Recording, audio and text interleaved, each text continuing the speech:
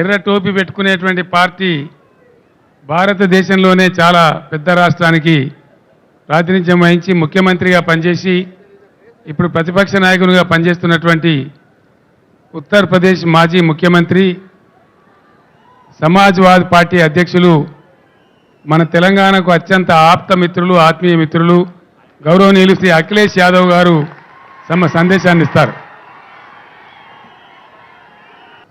हमारे साथ मंच पर आपके सबसे प्रिय नेता और यहां के मुख्यमंत्री आदरणीय के चंद्रशेखर राव जी, मंच पर उपस्थित दिल्ली के मुख्यमंत्री अरविंद केजरीवाल जी, पंजाब के मुख्यमंत्री श्री भगवत मान जी, सीपीआई के जनरल सेक्रेटरी आदरणीय डी राजा जी और मंच पर उपस्थित सभी बीआरएस पार्टी के सभी वरिष्ठ नेता, यहां पर इस सभा में उपस्थित बीआरएस पार्टी के संगठन के सभी पदाधिकारी, मिनिस्टर्स, सांसद, विधायक, सभी नेता और बड़ी संख्या में, जहां तक मैं देख सकता हूं मुझे लोग ही लोग दिखाई दे रहे हैं, सर दिखाई दे रहे हैं। मैं अगर बाईं तरफ देखता हूं मुझे लोग ही लोग दिखाई दे रहे हैं, सर दिख रहे हैं। दाईं तरफ देखता हूं तो सर दिखाई दे रहे हैं। और मैं जब सामने देखता हूं, जहां तक देख सकता हूं वहां तक मुझे लोग दिखाई दे रहे हैं। मैं इस ऐतिहासिक धरती पर, खम्मम की ऐतिहासिक धरती पर, मैं आदरणीय केसीआर साहब का बहुत बहुत धन्यवाद और आभार प्रकट करता हूं कि यहां पर इतनी बड़ी संख्या में आपने बुला करके पूरे देश को एक संदेश देने का काम किया है। आज सुबह से लगातार हम लोग काम देख रहे हैं। मैं सामने जहां पर बिल्डिंग में हम लोग बैठे थे, ये इंटीग्रेटेड जो ऑफिस बनी है, कॉम्प्लेक्स बना है, एक ये उदाहरण है सरकारों के लिए कि एक जगह कैसे अधिकारी बैठ सकते हैं और जनता को तकलीफ और परेशानी नहीं होगी, एक ही जगह पर समस्या का समाधान हो जाएगा। ये खम्मम वो धरती है जिसने हमेशा इतिहास बनाने का काम किया है। यहां के लोगों ने बड़ी से बड़ी हुकूमत रही होंगी, ताकतें रही होंगी, उनके खिलाफ अपनी आवाज उठाने का काम किया है। यहां के किसान, यहां के नौजवान, अगर किसान कभी इकट्ठे हुए हैं और अपनी आवाज को बुलंद करना पड़ा होगा तो यहां के किसान इकट्ठे होकर के अपनी आवाज बुलंद कर करके उस समय की हुकूमत को हिला के रख दिया। मुझे उम्मीद है कि आने वाले समय में जो हालात हैं देश के, जिन परिस्थितियों से हम लोग गुजर रहे हैं, जहां भारत सरकार और खासकर भारतीय जनता पार्टी, जिसकी सरकार दिल्ली में है, एक एक सरकारें जो चुनी हुई उनको परेशान कर रही है। चाहे वो आपकी सरकार हो और चाहे आपके बीआरएस की पार्टी की सरकार हो, जो सहयोग और जो मदद और जो लोकतंत्र में सम्मान मिलना चाहिए वो सरकार सम्मान नहीं दे पा रही है। समय समय पर रुकावट कैसे पैदा हो, नेताओं को कैसे परेशान किया जाए, उनके खिलाफ क्या साजिश की जाए, उनके विपक्ष के लोग जो उनके सामने खड़े होकर के सवाल पूछते हैं, उनको किस षड्यंत्र से उनको दबाया जाए, उनकी छवि कैसे खराब की जाए, ये भारतीय जनता पार्टी की सोची समझी थी रणनीति के तहत काम कर रहे हैं। जो संस्थाएं हमें न्याय देना चाहती हैं, जहां से हम न्याय के लिए पुकार सकते हैं, उन संस्थाओं को भी दबाव बनाने का काम अगर कोई कर रहा है तो भारतीय जनता पार्टी कर रही है। अभी कल ही भारतीय जनता पार्टी की मीटिंग खत्म हुई है और उन्होंने कहा कि 400 दिन बाकी हैं। हमें तो लगता था कि ये सरकार तो वो है जो दावा करती थी कि हटेगी नहीं, अब तो वो स्वयं स्वीकार कर रही है कि अब 400 दिन हैं। जो सरकार अपने दिन गिनने लगे,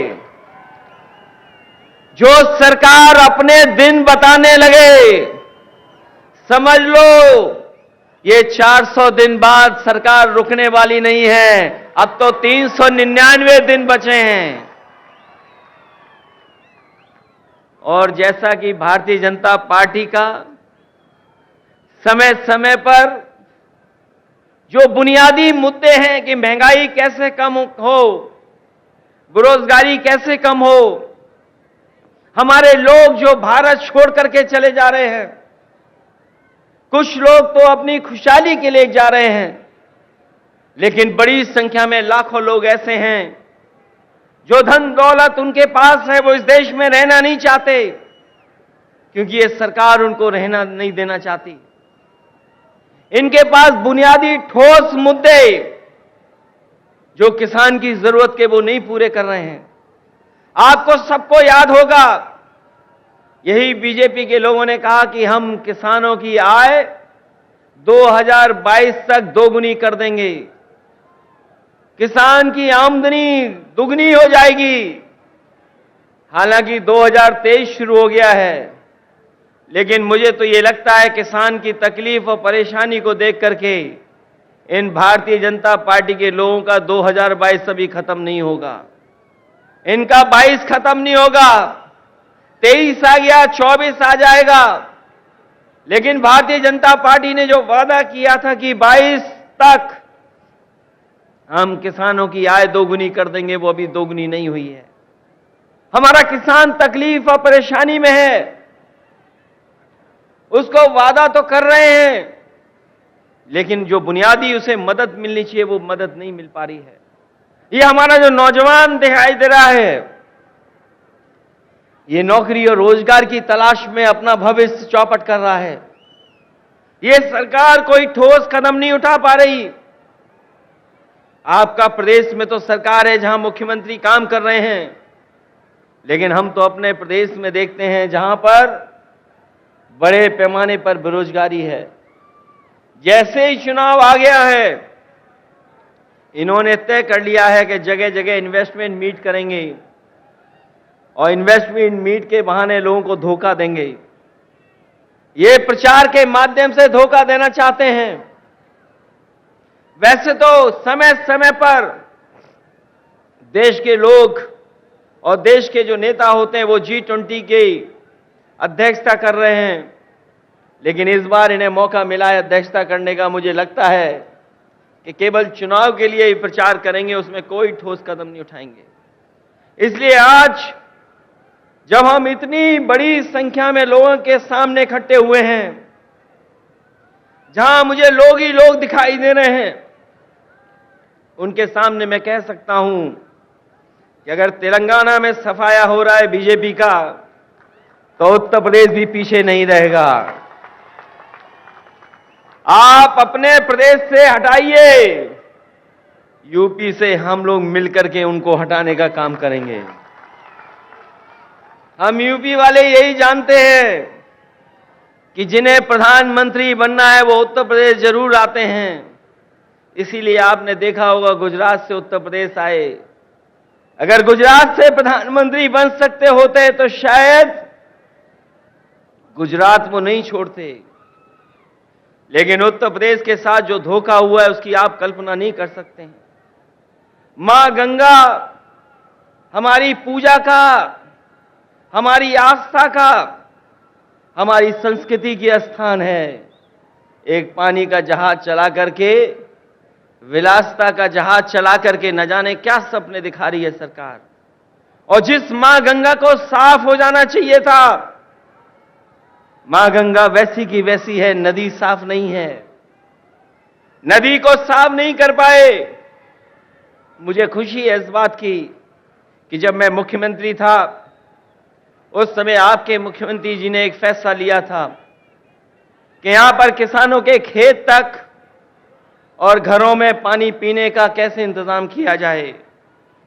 वो जो इंटीग्रेटेड इरिगेशन सिस्टम का आपने शुरुआत की, मैं आपको बधाई देता हूं और जनता को भी बधाई देता हूं, उनका धन्यवाद देता हूं कि आपके प्रदेश से शुरू हुई योजना जहां पर खेत को पानी, घर में पानी का इंतजाम किया, वही तो भारत सरकार नकल कर रही है। जो आज भारत सरकार नकल कर रही है वो कहीं ना कहीं आपकी देन है। जिस सरकार ने एक उदाहरण पेश किया हो, और न केवल इरिगेशन में और भी क्षेत्रों में, मैं ऐसे सरकार के लोगों को बधाई देता हूं और खासकर मुख्यमंत्री जी को बधाई देता हूं।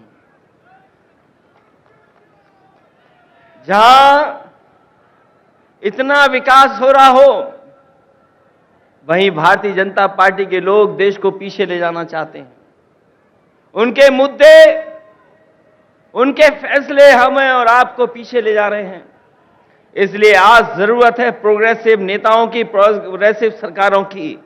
और मुझे उम्मीद है कि जिस तरीके से भारतीय जनता पार्टी ने देश को पीछे कर दिया है हर चीज में, हम सब मिलकर के जो मंच पर बैठे हैं और प्रदेशों में भी हैं, जो साथ मिलकर के काम करेंगे तो देश को एक नई सरकार भी और नए तरह का एक प्रोग्रेसिव एजेंडा देकर के देश को आगे ले जाने का काम करेंगे। मैं एक बार फिर बधाई देता हूं कि आपने जितना प्रचार करना चाहिए था, आपने भगवान विष्णु, उनके अवतार भगवान नरसिम्हा जी का जो मंदिर का निर्माण कराया, मैं आपको बधाई देता हूं। आपने काम ज्यादा किया, प्रचार कम किया, लेकिन कुछ लोग तो ऐसे हैं जो काम